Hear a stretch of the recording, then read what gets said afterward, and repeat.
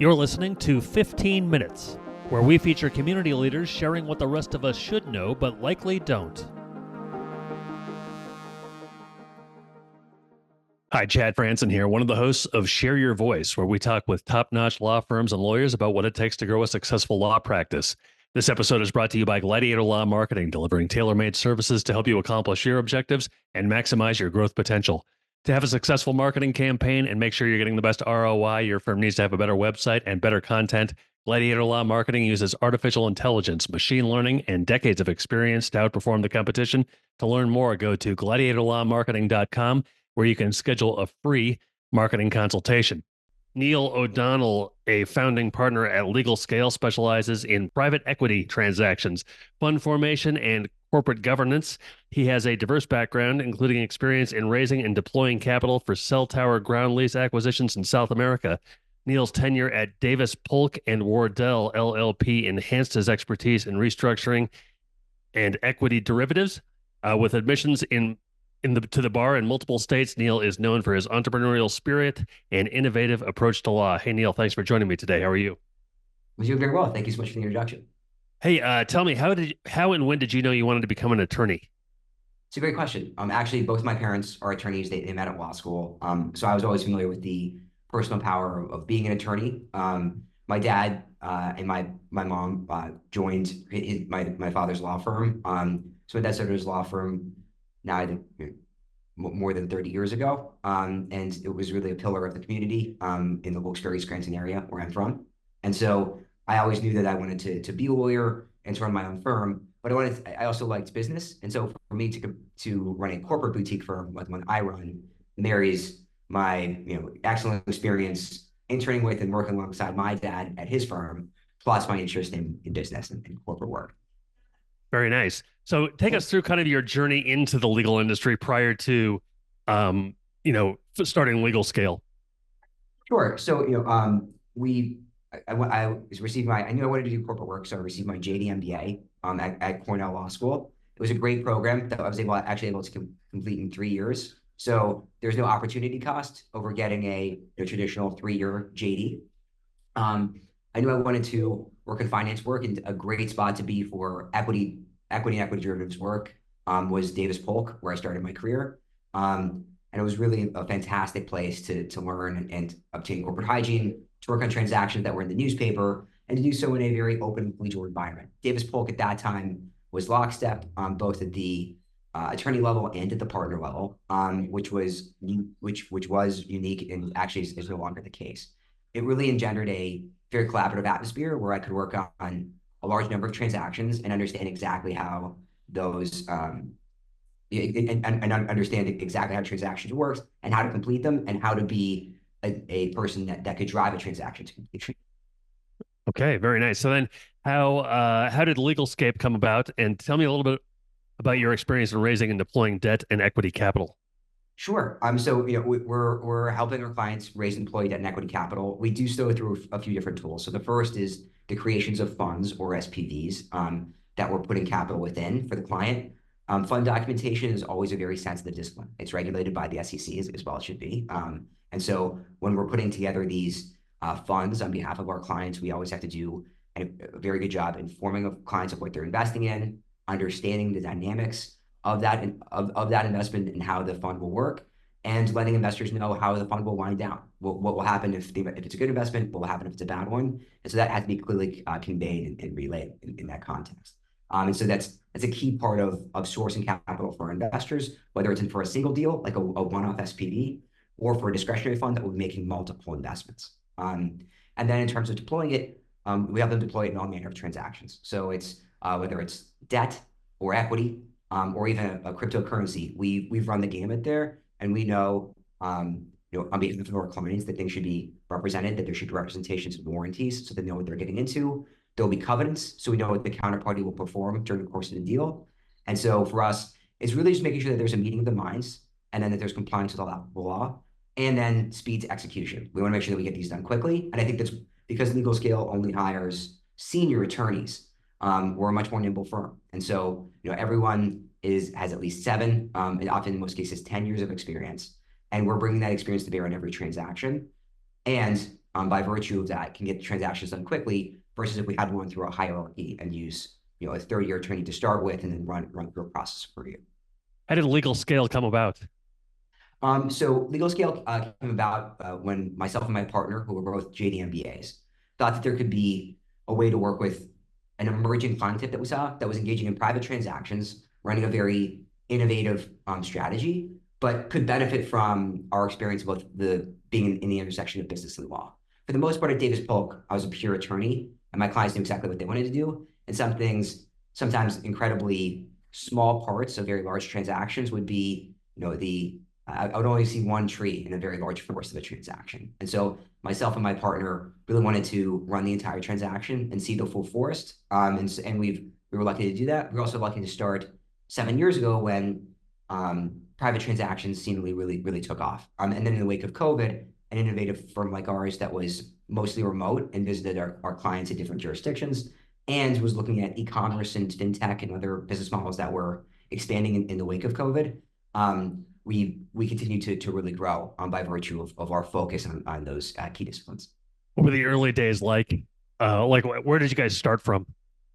So I previously, after leaving Davis Polk, I ran a private equity fund for 2 years. That was really informative in order to understand exactly what my clients were doing. We talked before about raising, deploying capital. I was in that instance raising and deploying on behalf of limited partners, not clients. So it was a transformative experience and one that showed me exactly what my clients were looking to and how I could take costs out of the process and make a more innovative firm by virtue of focus and understanding what my clients' need set was. And so after we thankfully had a very good exit at the private equity fund, I wanted to own 100% of something again. And I really liked certain aspects of corporate law. And so I decided to put out my shingle and start Legal Scale. And thankfully, it's always grown from there. And the people that I had approached to raise money from for my fund on both the debt and equity side became my initial subset of clients, which was enormously helpful. So since you're kind of in charge, how do you balance the detail-oriented work with maybe the broader strategic aspects of the practice? So I mean, I think myself and my partner have a very good balance on that. My partner, I'd love to have on your show and on this podcast in due course, or she's in the midst of a closing this morning. I would say in the first instance, what we try to do is have our respective domains. So I'm definitely looking more at the external opportunities and external threats. And those include ways as well that we can more substantially and more robustly include AI in our practice, for example. And then myself and my partner have meetings about that. My partner is focused on some internal items as well. How big can we grow the team? What does our hiring pipeline look like? What do our near-term deals look like? And then how will people transition to the next deal? Making sure people aren't too busy, aren't too slow. And so I think we have a good combination of those items, both looking at internal and external from our team. And then we also have some, because we're only hiring the senior attorneys, we look to the team for guidance. What do they think will be emerging categories and emerging business models that we should focus on? What are places that might be a bubble or might otherwise slow down? And it's been a very, so I'm looking to get all the information from the smart people, those around me, and then we make it, have some sort of seamless approach. What is as you look back on your time, maybe with Legal Scale or throughout your career, what is a challenge that you've faced and how would you say that you have managed to overcome it? It's a really good question. I mean, I think the challenges that we face are people looking for all of the other large law firms that we're either across from or that might get engaged in a matter instead of us. They're often very full service firms that can offer can use many different types of counsel with different specialties in different jurisdictions. And so sometimes we'll get the question around how does your corporate boutique of 20 people, how do they compete with Davis Polk where you're at, where they had 600 attorneys in New York and I think 800 or probably even more at this point internationally. And I would say there's a few items. So first and foremost, I do think that in the wake of AI, attorneys become more specialized over time. I think that firms that have a leading practice will lead with that practice. Maybe that's fund work or compliance work or fund-related tax work at Schulte, Roth, and Zabel, and they're a great example. And so they'll continue to be very specialized in funds and have great experience there. The adjacent businesses will do really well, but it might be more likely with faster deals and other items getting done that some of the other work might go to Wilson Sonsini for ECVC work or something else. And so I think in the first instance that we actually match that by virtue of having strong relationships. So other firms have 800 people. I try to know 800 people myself. And then we, for IP work, for tax work, we use a variety of different firms. For tax, for example, we have a great relationship with Falcon and West, and we work with two partners there specifically. And then for a large fund-related item that has an important tax piece, that's getting handled in exactly the same manner than they would at Davis Polk. And sometimes we'd ask from clients, well, I have this deal, and it has an international element, and you're based in New York, and we have offices in Israel, we have an office in New York, we have an office, we actually have two offices in California. But the key component from our perspective is not just where those people are situated, where they're based, but also, can we find local counsel that we can maintain relationships with? So we work throughout Latin America, we work in Luxembourg, and often we have different types of counsel that might be appropriate for a fund matter versus another matter. And so we're sourcing local counsel based upon their specialty too. Do you have to take different types of approaches in that global, kind of those different global locations? Oh, certainly. I think it's a really good question. Yes, without. So first off, we do a lot of debt work, which is unique for a law firm of our size. And so that debt work relies on one, a keen understanding of how you maintain and perfect a security interest in collateral in that jurisdiction, and that's entirely a local matter. There are elements of that are guided by New York law, but then when it comes to forms of collateral and then exercising your rights against collateral, that is always going to be a local item that we're going to be guided by local counsel on and look to best practices. So we have our playbook, and that playbook will adapt for sort of like the garden that we're growing in. Maybe the soil's a bit more acidic, maybe it's a bit more basic. And so we're adapting our approach based upon the regulatory framework, the just day-to-day practices and business practices of a jurisdiction. And then we're deciding upon our approach, which is always in keeping with this broader approach, this broader subset of what we're looking to do for each transaction. Can you share a memorable experience or case from your legal career that had a significant impact on you? Of course. Well, first and foremost, my father's cases and being in a courtroom at 5 and 6 years old were enormously impactful. My first memory is actually seeing my dad deliver a closing in a car accident case, which was very interesting. And so those were enormously formative. In terms of my own career for corporate work, I would also say that just focusing on investing and understanding of business, which I obtained from Johnson, it was very helpful. And then all of those items came to bear on the first sets of deals that we worked on at Davis Polk. I had the opportunity and the fortune to work on bankruptcies, and including like the Toys R Us bankruptcy, for example. And that was really impactful. We don't practice bankruptcy now, and there are just items of our deals that might involve like a distressed company or anything else. But bankruptcy is a unique practice because it exists at the intersection of business and law. And so to run through those restructurings while I was at Davis Polk was really impactful because it showed me if the business isn't working, then it's very tough to execute on the law. And conversely, if you're winning in terms of like a bankruptcy and it looks like your reorganization is going to go well, how much more that can inform your business and business approach. So to see how those were so joined at the hip as a young attorney was very impactful. Yeah, I would imagine. What are some qualities that you believe are essential for success in the legal profession, especially in areas like private equity? Well, it's a good question. I would say first and foremost, perseverance. Absolutely, you're going to face challenging deals. The counterparties can be challenging, and all of my clients are incredibly busy people. They're sending me emails, nights, weekends.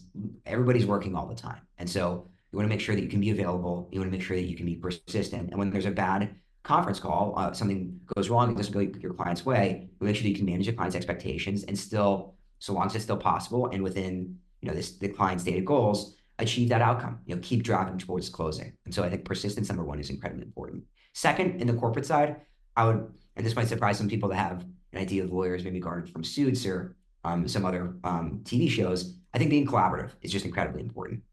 We're all trying to get a deal done for clients. Our clients, in virtually all cases, have consented to and are trying to enter into a transaction that will be beneficial to both of them.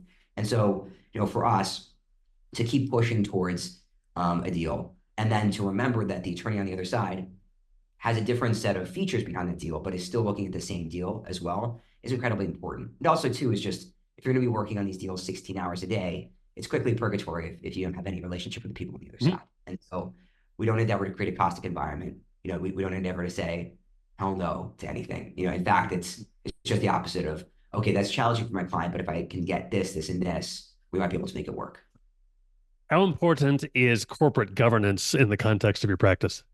Enormously important. And I think that's something that people get right, increasingly get right on the venture side, and really have always gotten right on the PE side. As I would also note that debt doesn't seem like it would have inherent corporate governance, but the covenants that we're entering into for each credit deal are in order to achieve governance, or in order to achieve a subset of making things investable for the client. So we always want our clients to be able to understand where they have control and where they don't, understand where they're in compliance and when they're not.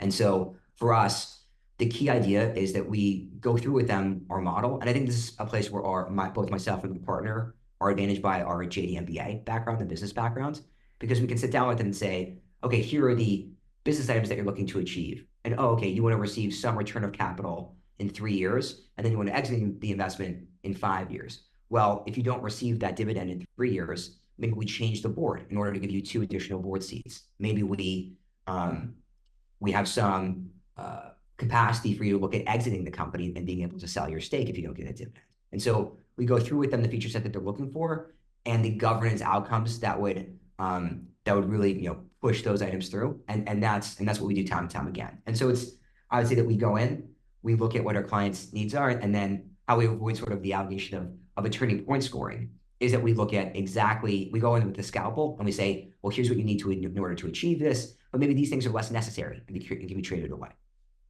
You already mentioned kind of the advent of AI. What role do you believe technology plays in shaping the future of legal services, I think we'll be I think we'll have specifically in your field? Oh, I'm sorry, it paused my mind. Can you repeat the end of the question? Particularly in private equity and finance, the future of technology and how it impacts it. Perfect. Thank you. Thank you for repeating it. So I would say we'll have an enormous impact.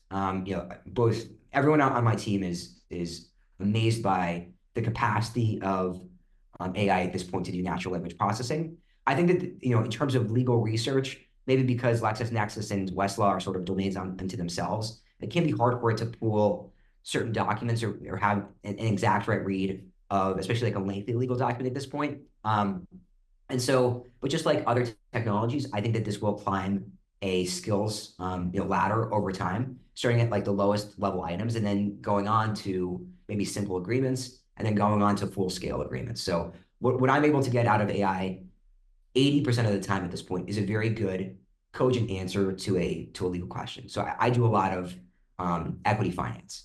And I think that that's probably one of the places that, because there are a lot of resources online and the documents themselves are publicly available for the most part, AI is going to be very good answers.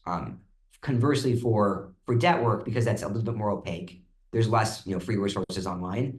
There are often incorrect items behind a ChatGPT search for key covenants or sort of how things work. So right now we're seeing like this patchwork that's getting much more robust over time. And we saw it from ChatGPT 3 to ChatGPT 4. Sometimes Gemini for Google has better answers than either of those other resources. But so we're seeing this very sport, sometimes giving better answers than like a first year, second year legal associate turn on and really do a great job. And so I would say, first it's going to be able to answer your legal questions. Then I think that what we're seeing just the start of is for certain provisions. If I ask it to turn a change into a provision of a document, it's able to do so. Maybe that's still more likely than not, maybe 50, 60% of the time. Where I don't see it happening yet, and I'm sure that it will by ChatGPT 5 or 6 or 7. I have an 18-month-old son, so my son will see this unequivocally, and hoping his dad is old if he doesn't already. But what will happen last is being able to turn the simple legal document, the full-scale document, and then last the 200-page credit agreement. And so it'll just take time to climb up that ladder. Yeah. How long have you been leveraging AI?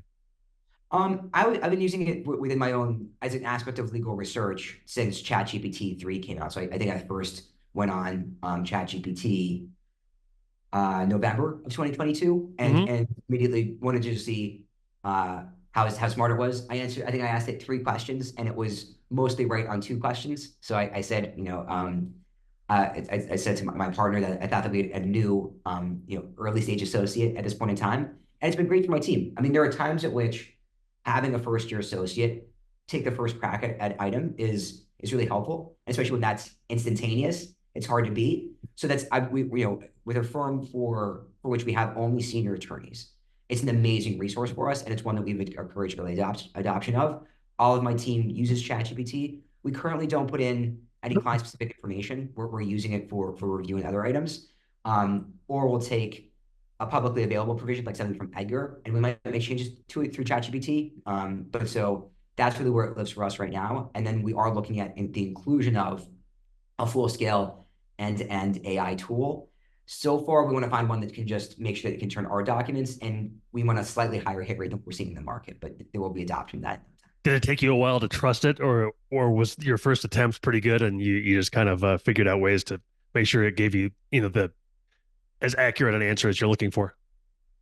It takes me maybe just being a pessimist and maybe a good debt attorney. I would say that it takes me a while to trust anything, even my own legal understanding. And we tend to be in markets, in fairness to AI, where things have changed, in the last 3 months or in very recently, where there's been case law on syndicated loans. We do some heavily syndicated loan transactions, so that's been relevant. There's been case law, especially in the fund context, and new laws that apply to funds have been promulgated, some of which have been passed. So it's a situation where we want to make sure that the half-life of knowledge is relatively short. I think it's a terrific tool, but nothing's dispositive in the space, at least so far. And frankly, I do think that the combination of AI plus senior attorney will be a pretty lasting one. And so I think that we want to make sure that we're intertwining and thoughtfully intertwining both AI.